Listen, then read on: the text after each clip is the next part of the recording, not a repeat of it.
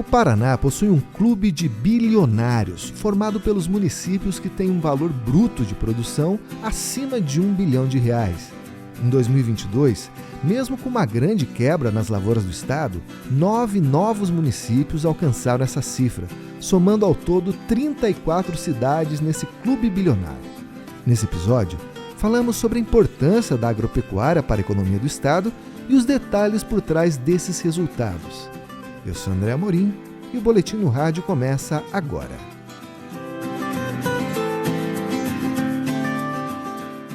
Bom, gente, e para começar esse episódio eu quero apresentar os convidados de hoje, começando pela Larissa Alves, que é coordenadora da Divisão de Estatísticas do Departamento de Economia Rural, o DERAL, da Secretaria de Estado da Agricultura e Abastecimento. Tudo bom, Larissa? Boa tarde, tudo bem, André? Tudo certinho? Tudo jóia. E temos também aqui hoje o Luiz Eliezer, que é técnico do Departamento Técnico Econômico aqui do Sistema FAEP Senar Paraná. Como é que vai, Luiz? Olá, André. Olá, amigos ouvintes. Olá, Larissa. Bom, gente, para começar essa conversa, eu acho que muitos dos nossos ouvintes têm a mesma dúvida, que é como é calculado o VBP, o Valor Bruto de Produção, nos municípios? Basicamente, o departamento ele faz a estimativa da produção rural e de qual foi o preço médio de comercialização dessa cesta de produtos, né? Hoje são um pouco mais de 300 itens que o departamento pesquisa. Então, ao longo do ano, nós pesquisamos os preços que esses produtos são comercializados. É estipulada uma média estadual para cada cultura, né? Então, tem alguns critérios ali. A região que produz mais, ela vai ter mais peso. O mês que comercializou mais, ele vai ter mais peso nessa média anual. E, sobretudo, no começo do ano, a gente faz várias reuniões ali municipais com todas as entidades do setor para levantar a produção. E a gente viu que em 2020 o Paraná ele tinha 14 cidades com o VBP acima de R$1 bilhão. Em 2021 esse número subiu para 25 cidades. E agora em 2022, o último levantamento que a gente tem, né, chegamos ao número de 34 cidades com VBP bilionário. Larissa, esse ritmo é normal, na sua opinião? Ele reflete um bom desempenho da economia do estado ou não necessariamente? Com certeza, ele reflete esse momento de bastante pujança da nossa agropecuária, né? Então, teve, apesar de alguns percalços aí, sobretudo nessa safra 21-22, em relação à produção, tivemos uma primeira safra bastante negativa, né, em termos de perdas, mas mesmo assim a agricultura ela segue com bastante força, né, e mostrando a sua relevância na economia estadual.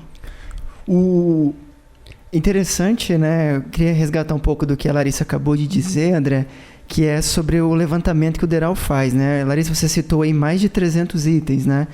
Se não mais, um dos mais completos do país em termos de levantamento, né? O próprio Ministério da Agricultura também faz um acompanhamento do VBP, não é tão abrangente como o do DERAL, né? Que devia ser mais, né? Que o Brasil é mais diverso, né? Já que é um ministério, né? Principalmente para orientação de política pública, né?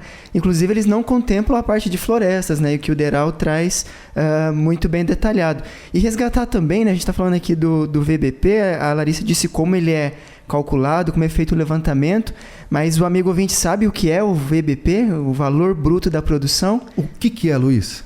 O Valor Bruto da Produção, me ajude, Larissa, nada mais é do que a receita da agropecuária, né? Antes dos impostos, né?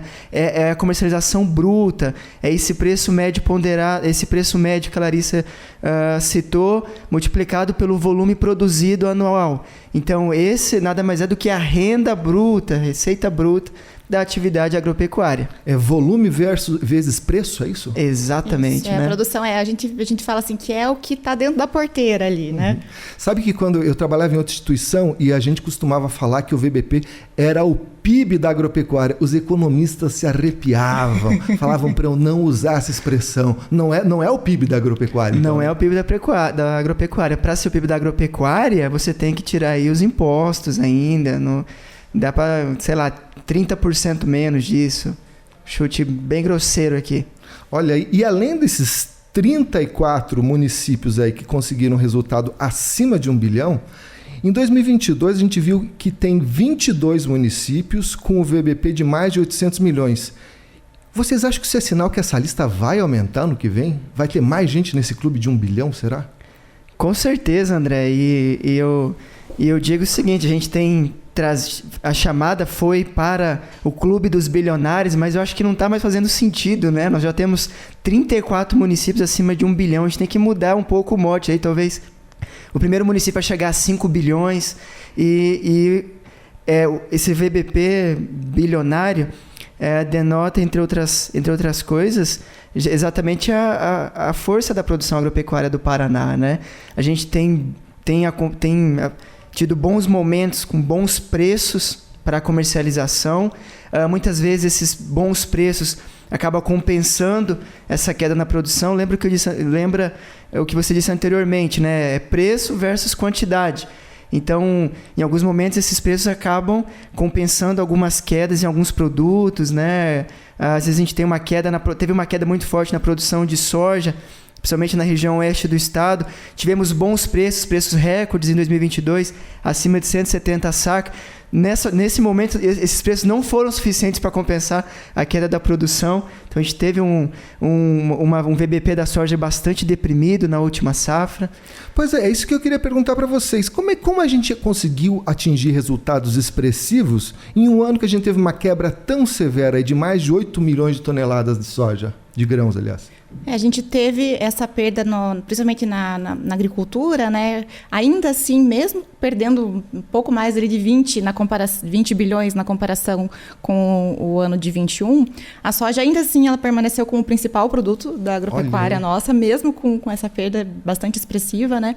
Mas a gente teve um movimento ali de valorização de preços bastante generalizado. Então, até mesmo na fruticultura, que a gente vê que paulatinamente vai perdendo um pouquinho de espaço na produção, o volume produzido de algumas culturas vai reduzindo ao longo dos anos, mas a cotação ela contribuiu para que houvesse esse crescimento na parte das olerícolas também. A nossa produção pecuária teve um bom momento também, com cotações muito boas para vários itens. Então, toda essa dinâmica, e bem como a parte florestal, que fazia alguns anos que não tinha uma participação assim, não via sua participação crescer, ficava ali sempre no patamar de 3%, e no último levantamento conseguiu 5%.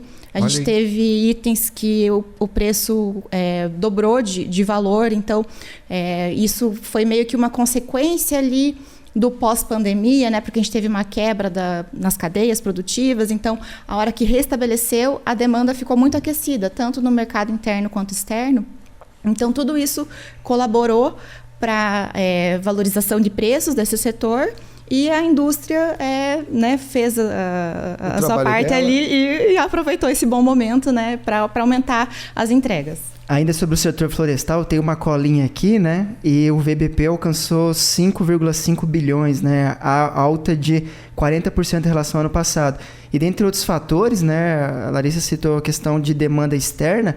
A União Europeia veio buscar muita madeira no Paraná em função do conflito Rússia e Ucrânia. Para se aquecer no inverno, eles buscaram muito. E é madeira mesmo? Ou sempre quando eu vejo esses números da atividade florestal, eu penso em papel, celulose, mas também a madeira também tem um peso importante aí. Também, mas papel e celulose com certeza. Eu tenho até o dado aqui lá de General Carneiro, que foi um desses novos municípios aí que entraram no Clube dos Bilionários. Para vocês terem uma ideia, o VBP da madeira em tora para papel e celulose, André, saiu de 64 milhões para 73 milhões de reais no município. Alta principalmente em função da produção no município e dos preços bastante elevados. Aí, nesse caso, General Carneiro juntou os dois, né? Aumentou a produção e aumentou o preço, o valor de mercado também. Exatamente. E o VBP da madeira em tora, veja, lá em General Carneiro, saiu de 289 milhões para 464 milhões. Ou seja, a madeira, né, principalmente madeira, e também um pouco de erva mate, impulsionaram o VBP do município, que agora General Carneiro tem um VBP de 1 bilhão e 48 milhões de reais. Olha aí. E quando a gente fala de diferentes culturas, né, a gente poderia elencar quais que são aí as atividades de maior expressão econômica e que ganham mais relevância na composição do VBP? Olha, assim, ao longo dos anos isso já está mais ou menos consolidado, né? A gente tem a soja em primeiro lugar, o frango, a produção de leite, de milho, né? De leite, suínos, a silagem que a gente também considera, né? Embora não necessariamente ela seja comercializada, mas a gente também faz essa estimativa. Então, esses itens e a bovinocultura de corte, eles sempre estão nessas primeiras posições. Ali, depois, o trigo tem ano que, às vezes, tem uma perda, que daí ele sai desse ranking, às vezes retorna. Então, mais ou menos, esses itens estão sempre nas primeiras posições e acima de 70% de participação no VBP. Olha aí, que a gente olha os resultados, né? A gente viu que o maior VBP do estado é Toledo, lá no oeste, né? Grande produção de suínos. E o segundo lugar é Castro, nos Campos Gerais, onde é referência nacional na produção de leite. Então, eu que sou leigo, eu sempre fico pensando que a pecuária está por trás desses bons resultados. Mas não, a soja e o milho continuam sendo o carro-chefe aí da nossa economia rural. Sim, também. Na verdade, assim, a pecuária ela é meio que como se fosse um colchão, assim, porque ela não tem tanta flutuação por conta dessa dinâmica, né, da produção não ser tão suscetível, né, às condições climáticas como é a agricultura e como a gente passou recente aí um período bem severo de estiagem que atingiu a segunda safra lá do ciclo 2021 e a primeira de forma mais severa ainda do 21-22. Então a pecuária ela uma constante, né, nos últimos anos com bastante expressão ali 48%, 50% da participação do VBP. E os grãos ali também com bastante expressão, mas sujeitos a essas flutuações, né? A questão de mercado dos grãos, né, bolsa de valores, isso também acaba influenciando severamente esses resultados, né? Mas a questão também, tanto tem as dinâmicas externas, né, e de bolsa, e também a questão de oferta, né? Então, a oferta não só interna, né, no nosso país, como fora. Então, a gente teve aí, o Luiz comentou ali, a saca 170, aquilo ali foi a questão lá na guerra da Ucrânia e da Rússia, porque ela teve ali uma dificuldade em relação ao escoamento e tudo mais, a incerteza, e a cotação se elevou naquele período. Isso. Exato. Eu brinco sempre aquela questão do quebra-cabeça. Imagine, é um grande quebra-cabeça para a formação desses preços, né? Então, naquela safra tivemos condições de oferta interna que foi menor, nós tivemos dinâmicas de produção em outros grandes produtores, como Estados Unidos, e a questão do conflito, né? A Rússia é um importante player no mercado de grãos. A Ucrânia é um importante player no mercado de grãos, né? Principalmente milho e trigo.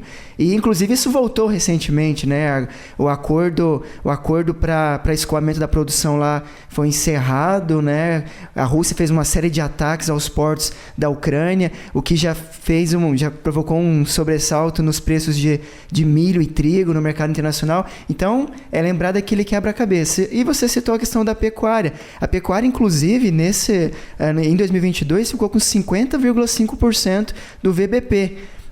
O que dá ali 96,7 bilhões de reais. Função do quê? Função de incremento no florestal e dessa queda na agricultura, principalmente da soja, né? E vocês acreditam que é possível fazer um recorte regionalizado, né? A gente nota que a maioria dos municípios com o VBP bilionário está localizado na região oeste e nos Campos Gerais. Mas, de outro lado, a gente não tem nenhum município dessa lista aí dos grandes VBPs na região do Norte Pioneiro, por exemplo. O que vocês acreditam que isso pode estar ligado? De repente com a presença de cooperativas, de integradoras, ou é a própria vocação ali daquela região que produz outro tipo de produto? O que vocês acreditam que pode desvendar esse resultado? Bom, André, aí é uma soma de fatores. Sem dúvida, essa organização socioeconômica, digamos assim, de cooperativas, integradoras, condições climáticas, condições de solo. Nós temos grandes áreas de preservação nessa região, nós temos a Scarpa, são regiões com limitação, digamos, técnica, né? Com uma limitação já geográfica de produção, né? Não é possível você produzir por condições físicas mesmo do ambiente. Mas você tem Castro, na região dos Campos Gerais, exato, que ela tem o leite ali como carro-chefe, mas ela também tem uma economia bastante diversificada. Eu digo que esses municípios que têm se destacado como bilionários, quando você abre a pauta de produção, né, o que eles produzem, a gente tem uma diversificação muito grande. Inclusive, em alguns onde a soja é um carro-chefe, apesar da quebra, o VBP aumentou. E aí, quando você olha, ele tem frango, ele tem leite, ele tem um pouco de floresta também. Então, essa dinâmica regional vai muito em função dessa diversidade de produção. Não sei se a Larissa concorda comigo. Não, concordo plenamente, exato. Muito bem pontuado aqui pelo Luiz. E o que vocês acreditam que pode ser uma próxima atividade a se destacar na composição do nosso VBP? Tem alguma atividade aí do agronegócio que vocês veem que vem crescendo? Vocês comentaram há pouco do setor madeireiro, né, que passou de 3% para 5% aí de participação. Tem algum outro setor aí que a gente poderia elencar aí como bola da vez? Eu tenho expectativas muito grandes na piscicultura. Olha aí, né? Principalmente da região de Palotina, região oeste do estado. A cadeia produtiva está bem organizada e tem boas perspectivas de crescimento. O Paraná já tem 70% da tilápia do país produzida aqui, então eu tenho grande aposta na piscicultura. Eu destaco também pecuária leiteira, né? A gente tem pecuária leiteira nos 399 municípios do estado. É uma atividade que tem passado por bons preços, a demanda está bastante aquecida. Nós temos brigado com a entrada do leite da Nova Zelândia? Da Nova Zelândia, dos países do Mercosul, né? Então a gente tem uma demanda interna bastante aquecida para o leite. Aposto na pecuária, eu tenho apostado bastante na pecuária. Mas assim, também aposto, né? Mas se for pro lado da agricultura, o que a gente verifica é que assim, os grãos paulatinamente ocupando mais espaço. Então, em contrapartida, assim, talvez não da pecuária leiteira, mas a gente vê que muita pastagem está se convertendo para a produção de soja. Então, também tem essa tendência. Assim, eu acho bem difícil da soja perder esse posto, né? Embora tenha esses novos produtos ganhando bastante expressão, mas a produção de grãos eu acredito que vai continuar com destaque. Inclusive, no próximo levantamento de 23, agora a gente teve uma safra recorde de soja, então esse posto é dela. A gente vai ver uma recuperação bastante forte, então, dessa participação da agricultura, né? Sem dúvida, a soja é a nossa locomotiva, né? E ela está, vamos dizer assim, ela dá sustentação para as outras atividades, como a pecuária, que são muito importantes aqui para o estado. Né? Sem dúvida, soja e milho, né? Quando você olha os destinos do milho paranaense, né? Você vê que a maior parte, mais de 80%, fica no mercado interno, porque nós temos uma alta demanda dessas proteínas animais. E aí é peixe, é a pecuária leiteira, são o frango, principalmente, e a suinocultura. Diferente do que acontece no Mato Grosso, né? É justamente o contrário. 85% da produção de milho do Mato Grosso sai do Mato Grosso. Ela vai ou para outros mercados internos ou para exportação. Então, a gente até vê o desenvolvimento de outras atividades lá, como o próprio etanol de milho, o que talvez não seja a nossa realidade aqui no Paraná, por conta desse mercado bastante forte, desse colchão que a Larissa citou aqui no Paraná. Aí vai ter que tirar o milho do bico da galinha para fazer etanol. Não vai dar certo, né? Não tem condições de dar certo. No Paraná a gente tem tentado organizar essa cadeia, pensando no desenvolvimento dela, mas acho bem difícil em função de preços, né, da própria estrutura produtiva do Paraná, que não comporta, no momento, uma fotografia de hoje, essa indústria de etanol de milho. Gente, e se 2022, que teve aquela quebra severa na soja, que a gente tinha um cenário internacional muito mais complexo do que a gente tem hoje, o resultado foi esse aí, com vários municípios aí tendo bom desempenho? O que vocês acreditam que vai reservar para a gente o próximo resultado do VBP? Conforme o Luiz já mencionou, né? Daqui a pouco a gente vai ter que criar outra métrica para destacar, porque teremos provavelmente mais bilionários aí, porque temos muitos municípios nessa proximidade. Um fato curioso, eu achei interessante aqui, São José dos Pinhais está nessa lista. Olha aí, ó. Agora em 22 ele somou mais de 900 milhões, então O que tem lá em São José dos Pinhais? Olha, tem muita hortaliça. Olha que bacana, que bacana. Né? Então, assim, Essa produção tem a questão de produção de banana também. Então, é bem interessante porque ele foge um pouquinho aqui do que a gente vê nos demais municípios, né? Que é uma produção mais específica, produção voltada aqui para a região metropolitana, para o consumo aqui. Então, é bem interessante essa tendência aqui. Vamos ver como é que vai o resultado de São José no ano que vem. Olha, e teve também a Lapa, né, da região metropolitana, que também entrou nesse ranking aí. O São José provavelmente vai entrar no que vem. A Lapa também já entrou. A proximidade de grandes centros consumidores pode... Você vê que a gente vê no oeste ali que está concentrado lá as agroindústrias, né? Mas a proximidade de grandes centros consumidores pode influenciar esses resultados municipais? Com certeza. A gente tem toda a região metropolitana aqui, a gente fala assim, que tem como se fosse um cinturão verde, né? Uhum. Então, a produção da região metropolitana ela é muito forte em hortifruti, né? E é consumido aqui na região de Curitiba mesmo. Batata também, né? No caso da Lapa, a gente vê também, vemos uma alta bastante forte do VBP da batata, também de Irati, a batata foi bastante importante para ajudar essa região a ultrapassar 1 bilhão ali de VBP. E você perguntou de perspectiva, né, André? Em condições normais, digamos, de pressão e temperatura, com safra cheia de soja, safra cheia de milho, a pecuária nessa toada, com boas perspectivas também de mercado externo, alta demanda para o mercado interno, consumo das famílias bastante aquecido, a gente deve ter com certeza um VBP superando fácil os 200 bilhões, né, Larissa? Acredito que sim, com certeza, porque são essas as perspectivas, né? Por mais que os preços estejam num patamar menor do que de 22, todo o restante, né, ele está no caminho de crescimento. Então, é provável que a gente tenha esse resultado. Nós temos observado realmente preços abaixo do que foi em 2022, não só na agricultura, mas na pecuária também. A gente já viu o leite mudando. O leite experimentou uma forte alta em 2022, mas para 2023, mês a mês, a gente já vem observando uma queda.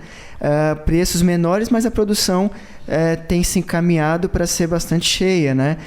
O dólar, que é uma peça daquele quebra-cabeça que eu citei anteriormente, ele ficou a maior parte de 2022 acima dos R$5, o que favoreceu um pouco a formação dos preços, principalmente da agricultura.